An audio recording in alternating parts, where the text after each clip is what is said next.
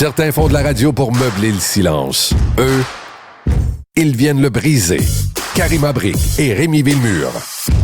Louis Hamman est avec nous, comme à tous les jours, ex-délégué du Québec à Washington. Louis, bonjour. Bonjour, ça va bien? Oui, ça va bien, merci. Vendredi? Ouais, bon, vendredi. On est déjà vendredi. Ça va tellement vite, Colin. Hey, moi, j'y crois plus, moi, ces affaires-là, les cessez-le-feu, les ententes. Je suis rendu vraiment cynique. Depuis que Trump est arrivé, il a vraiment réussi son travail. Je ne vois plus la politique internationale de la même manière. Là, on nous annonce, par exemple, qu'il y a un accord pour désarmer le Hamas. Je sais que je peux probablement faire un pari sur Polymarket pour voir si ça va durer plus qu'un mois. Mais c'est-tu normal, ce sentiment-là, de dire... Absolument, absolument. Puis surtout quand on parle, évidemment, du conflit au Proche-Orient, plus spécifiquement le conflit à Gaza, là, on s'y perd. Là, je veux dire, il y a des promesses qui sont faites, qui ne sont pas tenues. Il y a des cessez-le-feu qui tombent à l'eau. Alors, écoutez, hier soir, en soirée, spécial Donald Trump, il met sur son fil Truth Social qu'il y a un accord historique. Donc, accord historique pour le désarmement complet du Hamas dans la bande de Gaza. Ça a été confirmé, cet accord-là, par le Hamas ce matin. Israël n'a pas encore réagi, ils n'ont pas encore confirmé. Mais moi, je peux te dire, Rémi, que si jamais ce truc-là est vrai, si jamais ça tient, c'est vraiment majeur. Là. C'est vraiment majeur parce qu'on l'oublie des fois, le conflit à Gaza, là, parce que, bon, on est très, très focalisé sur l'Iran actuellement, sur l'Ukraine et tout ça. Mais il y a, en effet, après 2 ans de guerre là-bas, il y a eu un cessez-le-feu qui a été conclu au mois d'octobre dernier. Il y avait une première phase qui consistait évidemment à la libération des otages. On l'a vu, ça a été fait. Et la deuxième phase consistait essentiellement au désarmement du Hamas et au retrait des troupes israéliennes de la bande de Gaza. Alors, on y est, selon Donald Trump, on va voir. Qu'est-ce que ça veut dire tout ça? Comment ça va fonctionner? Bien, c'est là où ça va se compliquer parce que le diable est dans les détails. Puis quand je dis que le diable est dans les détails, c'est qu'on sait d'une part que l'armée israélienne contrôle encore à peu près 60% du territoire de Gaza. Le Hamas est toujours armé. Alors là, tu sais, je veux dire, moi, je dis toujours, dans des situations comme ça en diplomatie, là, ce qui compte, c'est pas le quoi et le comment, c'est le qui et le quand. Qui va faire quoi, quand? Et c'est là que ça va se compliquer. Parce que déjà ce matin, là, le Hamas dit, ben oui, nous, on est prêt à désarmer, mais pas avant que les troupes israéliennes se retirent. Et de l'autre côté, ben, les troupes israéliennes disent, ben, un instant, là, nous, c'est pas vrai qu'on va se retirer avant que le Hamas soit désarmé. Ça marche pas, là. Alors, on risque de tomber dans un jeu de blâme comme ça. Puis je reviens à la question que tu posais, à savoir si tu as raison d'être cynique. Moi, je pense que oui. Parce qu'on risque de tomber dans un jeu de blâme là, qui va se solder par du surplace. Ben oui, puis aussi, cette histoire de désarmement, il y avait ce conseil de la paix là, qui avait été créé par Donald Trump en disant, ben ça va superviser ce qui se passe là-bas, puis la mise en œuvre, puis c'est une espèce d'autre patente. Une fois que vous avez payé $1 million pour vous y joindre. Oui, c'est ça, exactement. Puis ça va superviser la patente, tout ça. Donc, on se demandait ce que c'est. Mais sur la question du désarmement, là, est-ce qu'il n'y a pas une part de bluff aussi de la part du Hamas de dire ben, peut-être que ça va peut-être juste devenir une autre entité, en fait, sous un autre nom, une autre façon de faire, que finalement, il n'y aura pas véritablement une forme de désarmement. Tu vois, un peu ce côté un peu déguisé. Et le problème du Hamas, c'est justement qu'ils n'ont pas... Oui, c'est eux qui sont au pouvoir, là, évidemment, dans la bande de Gaza. Ils n'ont pas vraiment un contrôle qui est très, très efficace là, sur toutes les factions armées, tous les groupes armés, évidemment, là, qui œuvrent dans la bande de Gaza. Souvent, évidemment, qui sont financés par l'Iran à travers le Hezbollah au sud Liban, à travers d'autres groupes proxy, pardon. Et donc, c'est ça qui complique la chose, en effet. Et ça se peut très bien que ce soit un bluff du Hamas, histoire de faire avancer les choses en sachant très bien... Non, mais sincèrement, pourquoi ils voudraient se désarmer? Non, là, dans les faits, ils ne voudraient pas... Là. Absolument. Et d'autre part, le fameux cessez-le-feu, j'ai parlé des 2 phases, il y a d'autres conditions là-dedans qui stipulent, entre autres, que le Hamas ne pourra pas faire partie du nouveau gouvernement qui va contrôler la bande de Gaza.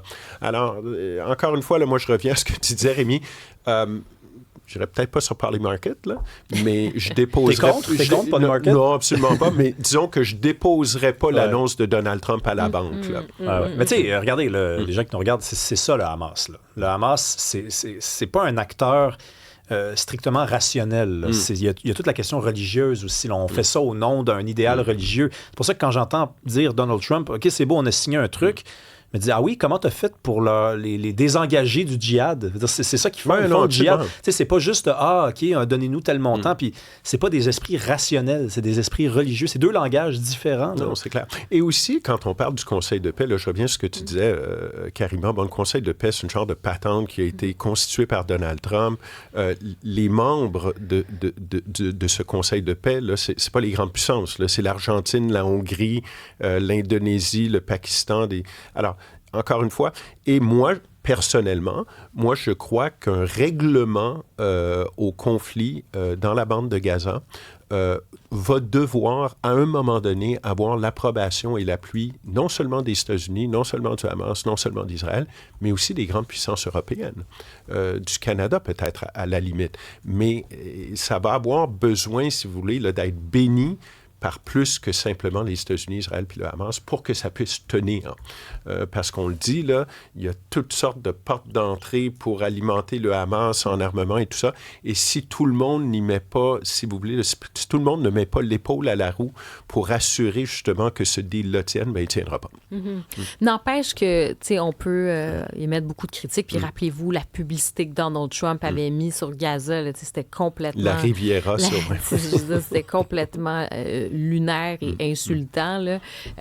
Mais il a quand même joué un rôle important dans la première phase. Tu sais, on peut pas lui enlever ça non plus. Moi, je me souviens quand ça se passait, le fameux plan de paix, puis la libération des otages, parce qu'on était englué à un moment donné, puis il fallait comme...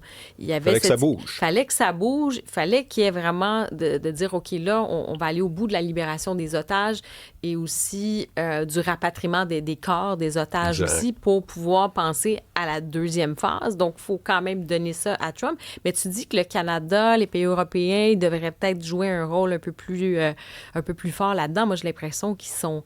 Je veux dire, ils n'ont aucune emprise là-dessus. De quelle façon on pourrait jouer un rôle à ce moment-là? Moi, j'ai l'impression que, tu sais, on n'a pas de levier tant que ça, là, c'est là-bas. vrai qu'on n'est pas des joueurs prépondérants dans ce conflit-là, mais reste que c'est un conflit qui dure depuis tellement longtemps.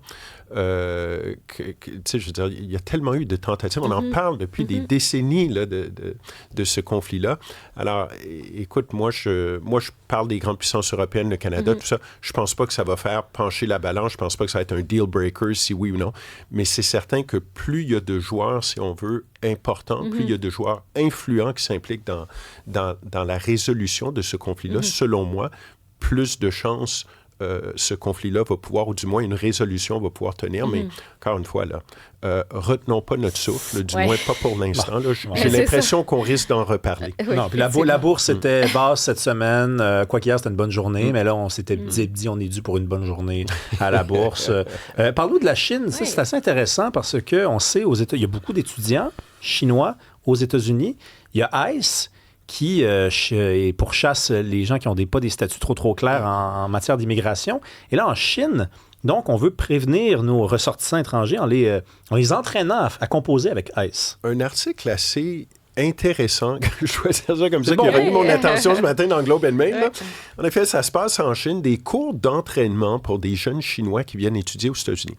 Pas des cours de perfection de langue anglaise, pas des cours d'orientation, si tu veux, sur la société, le fonctionnement de la société américaine, non, mais des cours pour apprendre à comment composer, à comment dealer avec les agents de l'immigration ICE aux États-Unis si jamais on est arrêté. Alors, comment on fait, je ne sais pas moi, pour prouver qu'on a un statut légal?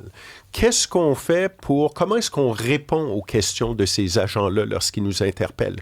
Comment réagir s'ils se présentent à votre domicile ou dans votre dortoir à l'université XYZ? Alors, c'est toute cette façon de faire là qu'on apprend donc aux jeunes Chinois avant qu'ils viennent aux États-Unis. Donc, c'est quand même assez hallucinant. Mais c'est pas surprenant quand on sait, par exemple, je regardais les chiffres avant de rentrer en ondes ce matin, rien qu'au mois de juin, là, ICE, ils ont interpellé 39 000 personnes. 39 000. C'est énorme, ça. En un mois, c'est un record, d'ailleurs, depuis que ICE là, est à l'œuvre, depuis le retour de Donald Trump à la Maison-Blanche. Rappelle-nous ce que fait ICE. ICE, essentiellement, c'est comme une police de l'immigration. Alors, eux, leur job, parce que, bon, tu as différents agents d'immigration aux États-Unis. Tu en as, par exemple, quand tu arrives à l'aéroport, ils sont là à la frontière, ils étampent ton passeport ou je ne sais quoi. Il y a d'autres gens, évidemment, qui travaillent au département de l'immigration et tout ça. Et il y en a d'autres qui sont responsables, dont les agents de ICE, de littéralement là, aller sur le terrain, arrêter des gens, interpeller des gens, vérifier le statut des gens. C'est ça qu'ils font ICE. On l'a vu, il y a eu plusieurs bavures, c'est-à-dire que leur statut, des fois, n'est pas tout à fait clair et donc, eux se permettent à peu près tout. Souvent, tu as des agents d'ICE qui ne sont même pas identifiés. Alors, ça, évidemment, il y a plusieurs... ça soulève plusieurs questions, plusieurs préoccupations. Et comme on l'a vu, il y a eu des bavures. Des citoyens américains, par exemple, qui ont été arrêtés. Des citoyens américains qui ont été tués par des agents d'ICE. Alors, c'est quand même assez incroyable, là, en 2026. Je vous parlais du nombre record d'arrestations. Puis, ben, c'est pas fini, ICE, là, parce que le Congrès américain vient d'approuver, je pense, c'est 70 milliards de dollars supplémentaires là, pour financer notamment les activités de cette police de l'immigration. Donc, à suivre. Parlait des Chinois qui sont nombreux aux États-Unis. Ils sont 267 000 étudiants chinois. C'est la deuxième cohorte en importance après les Indiens aux États-Unis. Mais ça a beaucoup baissé depuis la pandémie. C'était 375 000, je crois, avant la pandémie. Donc, ça a ralenti, mais il en reste quand même beaucoup. Je me demande, il y a combien d'Américains en Chine? Oh, probablement pas énormément. Non, mais c'est parce que des fois, c'est aussi comme ça que tu mesures. Tu sais, les Américains pourraient craindre, par exemple, qu'il y ait des espions sur leur territoire, mais ils pourraient aussi réaliser que leur modèle est peut-être un modèle encore plus à succès que le modèle chinois, puisqu'il attire des gens qui viennent étudier dans les grandes universités américaines versus le nombre de personnes qui vont en Chine pour travailler ou pour se former. Oui, non, c'est clair. Mais bon, on le sait, les États-Unis ont un pouvoir d'attrait universitaire qui est sans égal. Tu sais, je veux dire, toute personne toute personne le rêve un jour peut-être d'aller à Harvard, Princeton, University of Chicago, Berkeley, you name it. Alors, il y a ce pouvoir d'attrait que la Chine n'a tout simplement pas au niveau universitaire. Là. Je ne suis pas en train de dire que les universités chinoises ne sont pas bonnes, là, mais ça tout simplement pas le même pouvoir d'attrait. Moi, je voulais revenir sur ICE. Je ne sais pas si tu peux parler nécessairement de ce sujet-là, parce que tu as mentionné quelque chose d'important. On va reconduire quand même plusieurs millions de dollars, justement, pour poursuivre la mission de ICE. Est-ce que c'est quelque chose qui est appuyé dans la population? Parce que moi, j'ai l'impression qu'il y a la politique de Donald Trump de dire on va renforcer la question des flux migratoires, les contrôles à la frontière, et il y a la méthode ICE qui peut poser problème. Tu vois un peu? Moi, je pense que tu mets le doigt dessus. C'est la méthode, je pense, qui dérange les gens parce que, tu sais, quand on regarde même ce qui se passe en Espagne là, depuis quelques jours, là, évidemment, quand on regarde ça, les Américains regardent ça et disent, bien, on a raison de resserrer, si on veut, le contrôle de nos frontières. Bon, la situation est différente là, dans la mesure où les États-Unis, c'est pas le continent européen, on n'est pas à proximité du continent africain, d'où viennent plusieurs de ces migrants-là. Mais moi, je pense que les Américains sont tout à fait en faveur de bien contrôler les frontières américaines. Maintenant, quant à la méthode, je pense que c'est là où les gens, des fois, débarquent. Là. Surtout quand on parle de citoyens américains. Là. Ben oui, là, on se souviendra de Renee Good, cette jeune femme qui avait été carrément tirée à bout portant, qui avait été traitée de tous les noms, d'ailleurs, par J.D. Vance et l'administration américaine, alors qu'elle, littéralement, elle n'avait rien fait de mal, là, cette femme-là. Là. Elle avait littéralement déplacé son véhicule et puis il y avait un agent d'ICE qui se croyait tout permis qui a tiré dessus. Devant tout le monde. Y a-t-il une enquête là-dessus? Oui, j'imagine. Là, moi, je n'ai pas suivi, là, mais bon, ça reste que... On avait vu les images, effectivement. Enquête ou non, Renee Good ne reviendra pas. Oui, là, non, alors, tu sais, je veux dire... Non, c'est sûr qu'il y a eu cette enquête, ça a été ouvert, mais effectivement, ça n'enlèvera pas, ça ne va pas lui ramener la vie à cette dame-là. Merci beaucoup, Louis Hamman. Il n'y a pas de quoi. Bonne fin de semaine. Salut.